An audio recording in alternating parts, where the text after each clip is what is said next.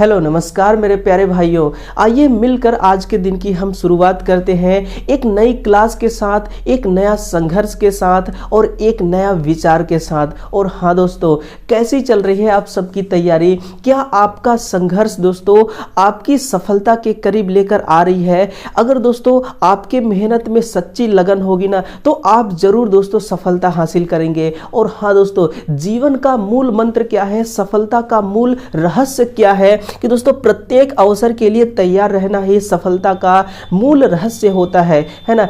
अगर दोस्तों आप किसी भी एग्जाम की तैयारी कर रहे हैं ना, उस एग्जाम का आप इंतजार मत करिए। एग्जाम आने से पहले दोस्तों अगर आपने अपने आप को उस एग्जाम के लायक बना लिया, तो आप डेफिनेटली दोस्तों उस एग्जाम में पास हो जाएंगे, उस एग्जाम में विजेता हो जाएंगे, है ना। इसलिए दोस्तों सफलता का यही मूल रहस्य है कि आप जिस विजन पे काम कर रहे हैं उसका इंतजार मत करिए, उसके लायक अपने आप को बनाइए, उस विजन में आप जरूर कामयाब हो जाएंगे, है ना। तो देखिए दोस्तों, आज के दिन की हम शुरुआत करते हैं एक नए क्वेश्चनों के साथ। और आज का दोस्तों आपका जो टॉपिक है वो ट्रांसफार्मर से संबंधित दोस्तों महत्वपूर्ण प्रश्न, जो ट्रांसफार्मर की वाइंडिंग से संबंधित क्वेश्चन थे, उसको दोस्तों मैं आपके सामने एक एक करके पेश करूंगा और उसका दोस्तों एनालाइज मैं आपको दूंगा। पढ़िएगा क्वेश्चन को और इसका आंसर दीजिए। और दोस्तों आपसे एक मेरी रिक्वेस्ट है कि इस क्लास को भी आप जरूर दूसरे विद्यार्थियों तक पहुंचाएं, क्योंकि एक विद्यार्थी दोस्तों जब दूसरे विद्यार्थी का हेल्प करता है ना, तो सामने वाले विद्यार्थी को बहुत दोस्तों सहूलियत मिलती है तैयारी करने में, बहुत उसका हेल्प हो जाता है ना। इसलिए आपको हेल्प जरूर करना चाहिए एक दूसरे का। यही तो दोस्तों दो विद्यार्थियों के बीच में एक प्रेम का भाव होता है।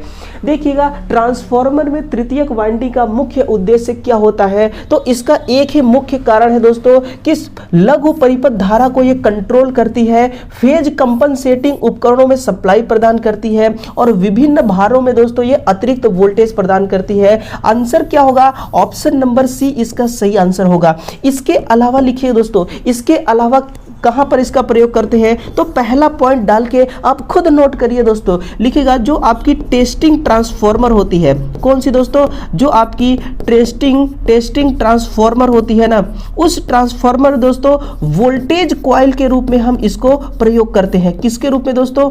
वोल्टेज कॉइल के रूप में हम तृतीयक वाइंडिंग को काम में लेते हैं। और इसके अलावा नोट करना, दूसरा पॉइंट आप नोट करना दोस्तों कि जो आपकी थ्री फेज की दोस्तों स्टार टू स्टार वाइंडिंग होती है ना, उस वाइंडिंग में दोस्तों हार्मोनिक्स को समाप्त करने के लिए, किसको दोस्तों?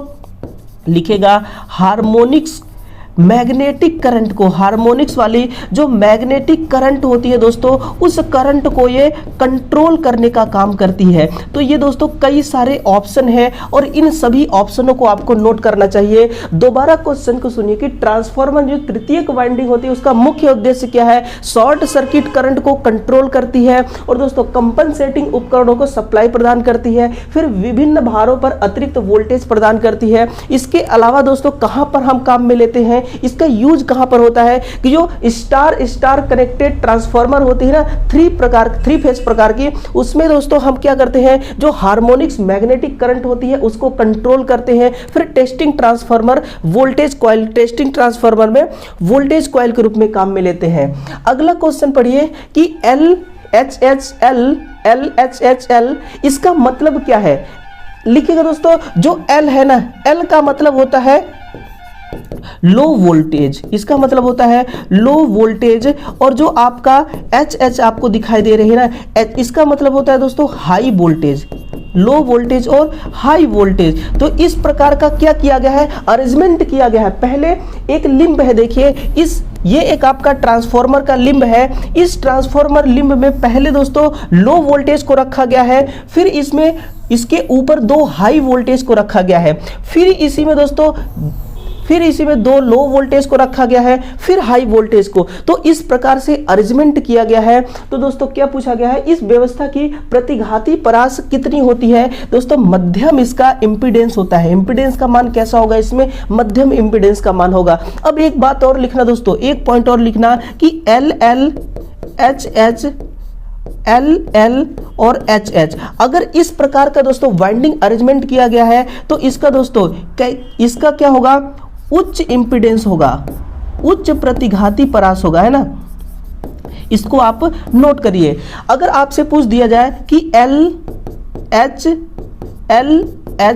LH इस प्रकार का वाइंडिंग का अरेंजमेंट किया गया है, तो दोस्तों इसका परास कैसा होगा, निम्न प्रतिघाती इसका परास होगा। तो आप इसको नोट करिए। इस प्रकार का जो अरेंजमेंट किया जाता है ये किस वाइंडिंग में किया जाता है दोस्तों, सैंडविच वाइंडिंग में। किसमें, सैंडविच वाइंडिंग में किया जाता है। देखिएगा अगला क्वेश्चन दोस्तों, क्वेश्चन नंबर 3 को पढ़िए। क्रॉस ओवर वाइंडिंग का इस्तेमाल किस आवेशित स्थानों में होता है, तो इसका यूज करते हैं हम दोस्तों 1000 केवीए रेटिंग के लिए। किसके लिए, 1000 केवीए रेटिंग के लिए। अब दोस्तों यहां से और क्या क्या क्वेश्चन बन सकता है वो लिखिएगा। अगर आपसे पूछे कि हेलिकल वाइंडिंग के बारे में, किस वाइंडिंग के बारे में दोस्तों, हेलिकल वाइंडिंग के बारे में पूछे इसकी केवीए रेटिंग, तो लिखिएगा दोस्तों जो इसका केवीए रेटिंग होता है ना वो 160 से लेकर के दोस्तों 10,000 केवीए रेटिंग तक के लिए हम इसको काम में ले सकते हैं। इसको आप नोट करना। इसके अलावा लिखिएगा दोस्तों, अगर आपसे सतत डिस्क प्रकार की वाइंडिंग के बारे में पूछा जाए तब आप लिखना दोस्तों 200 केवीए रेटिंग से लेकर के, है ना, 200 केवीए रेटिंग से लेकर के 10,000 केवीए रेटिंग तक की वाइंडिंग, केवीए रेटिंग तक की पावर के लिए हम सतत डिस्क प्रकार के वाइंडिंग को काम में लेते हैं। अब दोस्तों कई बार पूछा गया है कि बताइए दोस्तों यहाँ पर कि जो आपकी सिलेंड्रिकल प्रकार की वाइंडिंग होती है ना, जो आपकी सिलेंड्रिकल प्रकार की वाइंडिंग होती है, और ये वाइंडिंग दोस्तों 2 प्रकार की होती है, जिसमें चालक आयताकार प्रकार का चालक लिया गया हो इस वाइंडिंग को बनाने के लिए। तो इसको कहां पर काम में लेते हैं, इसको दोस्तों हम 5000 केवीए रेटिंग से लेकर के 8000 केवीए रेटिंग तक की पावर के लिए हम इसका प्रयोग करते हैं। अगर आपसे पूछ दिया जाए कि इस आयताकार के स्थान पर वृत्ताकार प्रकार का चालक हम प्रयोग करें, तब दोस्तों इसकी रेटिंग कितनी बढ़ जाती है, तब इसकी रेटिंग दोस्तों हो जाती है 5000 से लेकर के 10,000 केवीए। कितना दोस्तों, 5000 से लेकर के 10,000 केवीए। तो इसको आप नोट करिए, अब भी नोट करिए दोस्तों, और आपको इसका पीडीएफ भी मिल जाएगा हमारे टेलीग्राम चैनल पर। लेकिन आप दोस्तों, आप जब खुद नोट करेंगे अपने हाथों से ना, जब दोस्तों आप खुद मेहनत करेंगे, खुद संघर्ष करेंगे, तो इसका रिजल्ट आपको जल्दी मिलेगा और आपको याद हो जाएगा ये चीज, है ना। आप अपने लिए ना सही, लेकिन आप उनके लिए मेहनत करिए जो दोस्तों आपको ठुकरा के गया है, जो आपको ठुकरा के गए हैं, है ना। ठुकरा के मेरा प्यार मेरा इम्तिहान देखेगी। आपको दोस्तों जिसने भी ठुकराया है ना, आप अपने आप को मोटिवेट करिए उस बात से, अपने आप को डिमोटिवेट मत करिए। कसम है उस प्यार की, अब तो मेहनत और संघर्ष होगी उसके लिए। किसके लिए दोस्तों, जिसने भी आपको ठुकरा के गया है ना। उसने दोस्तों कुछ और चीज देख के हमें ठुकराया, लेकिन दोस्तों अब हम इतना मेहनत करेंगे, आप इतना मेहनत करिए दोस्तों कि वो आपके पीछे पीछे आए, है ना। तो आपको उनके लिए पढ़ना है। देखिएगा अगला क्वेश्चन क्या है, क्वेश्चन चौथा क्या है दोस्तों, क्वेश्चन चौथा है कि सेल किस्म की ट्रांसफॉर्मिंग में किस प्रकार की वाइंडिंग समायोजित की जाती है। तो इसमें दोस्तों हम किस प्रकार की वाइंडिंग काम में लेते हैं, सैंडविच वाइंडिंग। जो अभी मैंने वाइंडिंग का अरेंजमेंट बताया था, है ना, किस प्रकार का दोस्तों, LH इस प्रकार की, फिर एक थी LL ये क्या है, ये लो और हाई वाइंडिंग का दोस्तों ये अरेंजमेंट है। फिर एक था दोस्तों LH, फिर LH और लास्ट में था L। तो इस प्रकार की जो वाइंडिंग का अरेंजमेंट किया गया है ना, ये कौन सी वाइंडिंग है, ये सब है दोस्तों आपकी सैंडविच वाइंडिंग। कौन सी, सैंडविच वाइंडिंग। और सैंडविच वाइंडिंग का प्रयोग कहां पर करते हैं, सेल प्रकार की ट्रांसफार्मर में। अगर मैं आपसे कहूं कि सेल प्रकार की ट्रांसफार्मर कौन सी ट्रांसफार्मर है, ये दोस्तों सिंगल फेज की ट्रांसफार्मर है। कौन सी, सिंगल फेज की ये ट्रांसफार्मर होती है ना। तो सैंडविच वाइंडिंग होगी इसका सही आंसर। अगला क्वेश्चन देखिए, क्वेश्चन नंबर 5 को। क्वेश्चन 5 क्या है, तृतीयक वाइंडिंग में वोल्टेज रेटिंग निम्न तथा उच्च वोल्टेज वाइंडिंग की वोल्टेज रेटिंग की तुलना में कैसी होती है। तो ये होती है दोस्तों, इसका जो आंसर है ऑप्शन नंबर बी करेक्ट होगा कि निम्न वोल्टेज तथा उच्च वोल्टेज वाइंडिंग की वोल्टेज रेटिंग के मध्य में इसकी वोल्टेज होती है। अगला क्वेश्चन देखिए, ट्रांसफार्मर की वाइंडिंग डिजाइनिंग में किस महत्वपूर्ण बिंदु का ध्यान रखा जाता है। अब देखिए दोस्तों, आपको कैसे आपको ध्यान रखना है उस पॉइंट को कि जब ट्रांसफार्मर की वाइंडिंग तैयार की जाती है तो किन किन बातों का ध्यान रखना होता है। आप अपने ऊपर इस बात को अप्लाई करिए कि आप ये समझिए दोस्तों, आप किसी प्लांट में काम कर रहे हैं, आप बीएचएल में काम कर रहे हैं, ये समझिए वहां पर ट्रांसफार्मर डिजाइन किए जाते हैं, बहुत बड़े बड़े ट्रांसफार्मर, इतने बड़े बड़े ट्रांसफार्मर दोस्तों कि जितनी बड़ी एक बिल्डिंग होती है ना, एक बिल्डिंग होती है, उस बिल्डिंग से भी बड़ी हाइट की दोस्तों क्या होती है, ट्रांसफार्मर होते हैं। और ट्रांसफार्मर का जो बुशिंग होता है ना, उस बुशिंग को अगर ट्रांसफार्मर में फिट कर दिया जाए दोस्तों, बिल्डिंग से भी बड़ी हाइट हो जाती है उस ट्रांसफार्मर की। इतने बड़े बड़े पावर ट्रांसफार्मर अपने जो भोपाल में बीएचएल प्लांट है दोस्तों एमपी के, वहां पर डिजाइन किए जाते हैं। आप ये समझिए कि आप दोस्तों वहां पर आपको सर्विस मिल गई और आपको कहा गया कि आप वाइंडिंग का डिजाइन करिए। तो आप वाइंडिंग का डिजाइन करेंगे तो किस किस मुख्य बातों को आपको ध्यान में रखना होगा, तो वो चीज सुनिए। सबसे पहली बात दोस्तों, उत्तम यांत्रिक शक्ति, यानी कि आप एक ऐसा वाइंडिंग तैयार करेंगे जो स्ट्रॉन्ग हो, है ना, मैकेनिकल रूप से मजबूत हो। फिर उत्तम वेंटिलेशन, इस वेंटिलेशन का मतलब क्या है, हवादार बनाना। कैसा दोस्तों, हवादार, यानी कि जब आपकी वाइंडिंग को लगा दिया जाए ट्रांसफार्मर की लिंब में और लोड उससे कनेक्ट किया जाए तो लोड के दरमियान हीट उत्पन्न करता है ना आपकी वाइंडिंग, तो हीट दोस्तों जब उत्पन्न करे ना, उसमें से एयर क्रॉस हो सके ताकि उस हीट को समाप्त किया जा सके। उच्च वैद्युतिक गुणवत्ता, वैद्युतिक गुणवत्ता का मतलब दोस्तों कि करंट का प्रवाह आसानी से हो सके, है ना, करंट का जो प्रवाह है ये आसानी से हो सके। ऐसा नहीं दोस्तों कि आपने जीआई तार का प्रयोग करके ट्रांसफार्मर की वाइंडिंग तैयार कर दिया। तो आपको इन तीनों चीजों के बारे में आपको ध्यान रखना है। आगे बढ़िएगा। सिलेंड्रिकल वाइंडिंग आयताकार चालक सहित कॉइल का प्रयोग किस क्षेत्र में होता है, इसका दोस्तों निम्न वोल्टेज के क्षेत्र में। किसमें, निम्न वोल्टेज के क्षेत्र में। अगर दोस्तों जब आपसे आयताकार के बारे में पूछा है ना, अगर दोस्तों आपसे आयताकार के जब बारे में पूछा है तो आप लिखेगा निम्न वोल्टेज। अगर यही बात दोस्तों आपसे वृत्ताकार के बारे में पूछा होता, किसके बारे में, वृत्ताकार चालक के बारे में, तब आपका आंसर क्या होता, तब आपको दोस्तों आंसर करना होता उच्च वोल्टेज। आंसर आपको क्या करना होता, उच्च वोल्टेज आपको आंसर करना होता। अगर मैं आपसे कहूं कि वोल्टेज सीमा को बताइए तो आप लिखिएगा दोस्तों, जो आपकी आयताकार चालक है ये 6 किलो वोल्ट तक के लिए ही हम इसको प्रयोग कर सकते हैं, लेकिन दोस्तों इसको हम 33 किलो वोल्टेज तक के लिए हम इसको काम में ले सकते हैं, है ना। तो इसको आपको क्या करना है, इसको आपको याद रखना है। अगला क्वेश्चन देखिएगा, हाँ क्वेश्चन नंबर 8 देखिए।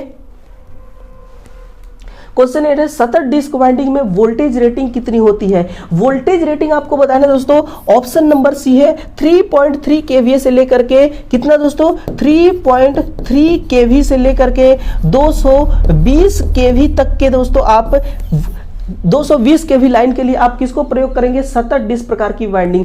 देखिए ये जितनी वाइंडिंग आ रही हैं दोस्तों, ये किसी डिस्ट्रीब्यूशन ट्रांसफार्मर की वाइंडिंग नहीं है, ये सब के सब दोस्तों पावर ट्रांसफार्मर की वाइंडिंग है जो वोल्टेज को बढ़ाती है स्टेप अप। आप खुद सोचिए कि 220 किलो वोल्ट की जो वाइंडिंग है दोस्तों, जिसकी सहन शक्ति 220 किलो वोल्ट तक की क्षमता वाली ये आपकी जो वाइंडिंग है, क्या इसको आप डिस्ट्रीब्यूशन ट्रांसफार्मर में लगाएंगे, नहीं ना, आप कहां पर लगाएंगे, पावर ट्रांसफार्मर में लगाएंगे। तो ये सब पावर ट्रांसफार्मर की वाइंडिंग है। अगर दोस्तों देखिए ये तो आपका सतत डिस्क वाइंडिंग की है। अगर हेलिकल वाइंडिंग के बारे में पूछा होता, किसके बारे में दोस्तों, हेलिकल प्रकार की वाइंडिंग के बारे में, तब आप क्या लिखते दोस्तों, लिखना हेलिकल प्रकार की जो वाइंडिंग है ना, उसमें दोस्तों होता है 15 केवी से लेकर के 33 केवी तक के वोल्टेज के लिए हम इस वाइंडिंग को काम में लेते हैं। फिर लिखना दोस्तों जो आपकी दोस्तों कौन सी है, आयताकार प्रकार की, आयताकार चालक युक्त, है ना, आयताकार चालक युक्त दोस्तों आपकी सिलेंड्रिकल वाइंडिंग है ना, सिलेंड्रिकल वाइंडिंग। इसके लिए दोस्तों होता है 6000 वोल्टेज, कितना, 6000 वोल्टेज। और इसी के साथ में आप लिखना वृत्ताकार प्रकार की जो होती है ना, तो वृत्ताकार प्रकार के चालक के लिए दोस्तों होता है कितना, 33000 वोल्ट, कितना, 33000 वोल्ट। तो इस वोल्टेज क्षमता को आपको याद रखना है और ये अक्सर एग्जाम में पूछ लिए जाते हैं और आपको दोस्तों 1 नंबर दे जाते हैं। आगे बढ़िएगा, अगला क्वेश्चन है क्वेश्चन नंबर 9। क्वेश्चन 9 है कि 75 से लेकर 100 mm स्क्वायर तथा इससे अधिक क्रॉस सेक्शनल किस प्रकार की वाइंडिंग में होता है? तो ये होती है दोस्तों आपकी हेलिकल प्रकार की वाइंडिंग में। किसमें? हेलिकल प्रकार की जो वाइंडिंग होती है 75 से लेकर के 100 mm। लिखिएगा दोस्तों, जो आपकी हेलिकल वाइंडिंग है ना, हेलिकल वाइंडिंग जो है ये है दोस्तों 75 से लेकर के 100 mm स्क्वायर। कितना? 100 mm स्क्वायर। ये तो है दोस्तों आपका क्रॉस सेक्शनल एरिया के बारे में। अगर इसी में दोस्तों चालकों के बारे में पूछ दिया जाता कि चालकों की संख्या बताइए कितनी होती है, तब आप लिखना दोस्तों इसमें 4 से लेकर के 16 चालकों की संख्या होती है। कितनी चालकें होती हैं? 4 से 16 चालकें होती हैं हेलिकल में। अब लिखिए, जो आपकी सतत डिस्क वाली दोस्तों जो आपकी वाइंडिंग है ना, इसमें अगर आपसे पूछा जाता है दोस्तों क्रॉस सेक्शनल एरिया के बारे में, तब आप लिखते दोस्तों 4 से लेकर के 200 mm स्क्वायर इसका क्रॉस सेक्शनल एरिया होता है। और इसमें चालकों की जो संख्या होती है ना, वो चालकों की संख्या होती है दोस्तों 1 से लेकर 4। कितना होती है? 1 से लेकर के 4 इसमें चालकों की संख्या होती है। फिर आप आइए दोस्तों, आप किस पे आ जाइए अब? क्रॉस ओवर है ना। तो लिखिएगा दोस्तों यहाँ पर, अगर क्रॉस ओवर के बारे में पूछा जाए कि जो आपकी क्रॉस ओवर वाइंडिंग होती है ना, इस वाइंडिंग में दोस्तों क्रॉस सेक्शनल एरिया के बारे में, तब आप नोट करना दोस्तों 5 से लेकर के 200 mm स्क्वायर। कितना? 5 से लेकर के 200 mm का क्रॉस सेक्शनल एरिया होता है। वहीं पर दोस्तों जो आपकी सिलेंड्रिकल प्रकार की वाइंडिंग होती है ना, जो आपकी सिलेंड्रिकल वाइंडिंग होती है आयताकार चालक वाली, इसको आपको ध्यान रखना होगा। किस चालक वाली? जिसमें चालक आयताकार प्रकार के लगाए गए हो, उसमें दोस्तों जो क्रॉस सेक्शनल एरिया होता है वो दोस्तों 5 से लेकर के 200 mm स्क्वायर। कितना दोस्तों? 500 से लेकर के 200 mm स्क्वायर। और इसी में दोस्तों जो आपकी चालकें होती है ना, तो इसी में चालकों की संख्या भी ऐड कर लीजिएगा। 1 से लेकर के 4 इसमें चालकों की संख्या होती है। कितना? 1 से लेकर के 4 चालकों की संख्या होती है। वहीं पर अगर दोस्तों वृत्ताकार के बारे में पूछा गया होता है ना, वृत्ताकार चालक वाली जो आपकी सिलेंड्रिकल वाइंडिंग है, उसमें दोस्तों होता है 30 mm स्क्वायर। कितना? 30 mm स्क्वायर जो चालकों का क्रॉस सेक्शनल एरिया होता है। और चालकों की संख्या के बारे में अगर पूछे, जो चालकों की संख्या है वो होती है दोस्तों 1 से लेकर के 2। कितना? 1 से लेकर 2 इसमें चालकें होती हैं। तो ये रहा टोटल डिटेल्स दोस्तों, चाहे वो हेलिकल वाइंडिंग हो, चाहे वो वृत्ताकार दोस्तों सिलेंड्रिकल वाइंडिंग, चाहे वो वृत्ताकार आयताकार winding, cross over winding, helical और सतत डिस्क, सभी के आंसर आपके समक्ष हैं। लास्ट क्वेश्चन है, ट्रांसफॉर्मर की रेटिंग किस राशि में लिखी जाती है? ये लिखी जाती है दोस्तों आपकी केवीए में। अब बताइएगा केवीए किस प्रकार की पावर है? तो नोट करना दोस्तों, जो आपकी केवीए है ये आभासी पावर है। कौन सी दोस्तों? ये आभासी पावर है, जिसको आप कहते हैं अपेरेंट पावर, है ना, जिसको आप क्या कहते हैं? Apparent power. जो केवीएआर है ये दोस्तों रिएक्टिव पावर। कौन सी है? ये है आपकी रिएक्टिव पावर। ये आपकी रिएक्टिव पावर है। और माइक्रोफैरड दोस्तों ये कैपेसिटर की यूनिट होती है। किसकी? ये कैपेसिटर की यूनिट होती है। और एम्पियर किसकी यूनिट है? तो ये करंट की यूनिट है। किसकी दोस्तों? ये करंट की यूनिट है। तो ये 10 क्वेश्चन थे दोस्तों इस क्लास में। अब बताइए दोस्तों कौन सा प्रश्न जो सबसे अधिक आपको दोस्तों डिस्टर्ब किया, सबसे अधिक आपको प्रभावित किया? आप दोस्तों डिस्टर्ब होना सीखिए प्रश्नों के लिए। किसके लिए? प्रश्नों के लिए। जब आप प्रश्नों के लिए डिस्टर्ब होंगे ना, वो प्रश्न दोस्तों क्लिक कर जाएगा आपके दिमाग में और आपके दिमाग में स्टोर हो जाएगी। तो चलिए दोस्तों इस क्लास को हम यहीं पर समाप्त करते हैं और कल फिर से मिलते हैं एक नए क्वेश्चन के साथ। और हाँ दोस्तों, कल डीआरडीओ के लिए दोस्तों हम previous year question paper solution कराने वाले हैं। आप सुबह 7 दोस्तों जरूर आइएगा, सुबह 7 बजे प्रीवियस ईयर क्वेश्चन लेकर हम आपके लिए आएंगे। 50 प्रश्न रहेंगे दोस्तों और हर प्रश्न का विस्तार पूर्वक हम साथ में मिल करके डिस्कस करेंगे, उसका एनालाइज करेंगे। तो चलिए दोस्तों, सदा अच्छे विचारों के साथ दोस्तों अपने जीवन में आगे बढ़ते रहिए, यही हमारी शुभकामनाएं हैं। आप सभी का दिन दोस्तों शुभ हो, यही हम कामना करते हैं। Thank you.